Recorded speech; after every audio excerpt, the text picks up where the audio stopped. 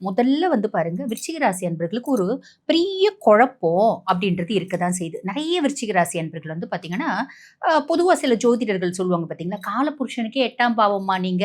ஆக சபிக்கப்பட்ட ராசி விருச்சிகம். நோய்வாய்ப்படாத விருச்சிகமே கிடையாது. துரோகத்த சந்திக்காத விருச்சிகமே கிடையாது. ஏமாறாத விருச்சிகமே கிடையாது." அப்படின்னு சொல்றதுனால ஒரு சிலர் வந்து பார்த்தீங்கன்னா, இன் பெர்சன் நம்மள மீட் பண்ணும்போது சொல்றது உண்டு. "எங்களுக்கு நாங்களே ஏதோ கொஞ்சம் தத்தி தடுமாறி வாழ்ந்துட்டு இருக்கோம். நடுவுல எங்களுக்குன்னு கொஞ்சோண்டு ஸ்கோப் இருக்கு. அதையும் உங்கள மாரி ஜோதிடர்கள் வந்து இந்த மாரி சொல்லி அந்த ஸ்கோப்பே மொத்தம் ஸ்பாயில் ஆயிடுது மேடம்.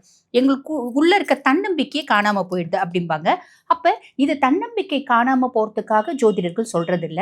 விஷயம். 2வது விஷயம் வந்து பாருங்க, காலபுருஷனுக்கு 8ஆம் பாவம் அப்படின்றதுனா இந்த மாரி எல்லா ஜோதிடர்களும் சொல்றது கரெக்ட் தான். இதுல ஒரு பெரிய பிளஸ் என்ன? மறைக்கப்பட்ட உண்மை என்ன? அப்படின்னா ராகுவும் கேதுவும் உச்சமடையறது விருச்சிகத்துல. அப்ப ராகுவும் கேதுவும் ஒரு ராட்சஸ் இல்ல 2 ராட்சஸ் உச்சமடைறாங்க. அப்படின்ற பட்சத்துல சாதிக்க பொறந்தவங்களும் நீங்க தாம்மா.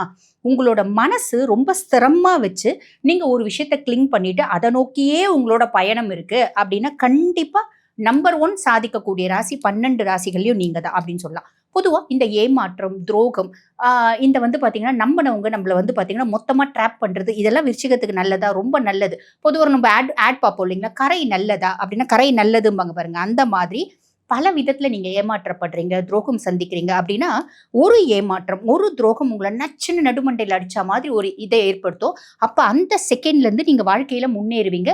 பெரிய லெவல்ல முன்னேறுவீங்க அப்படின்னு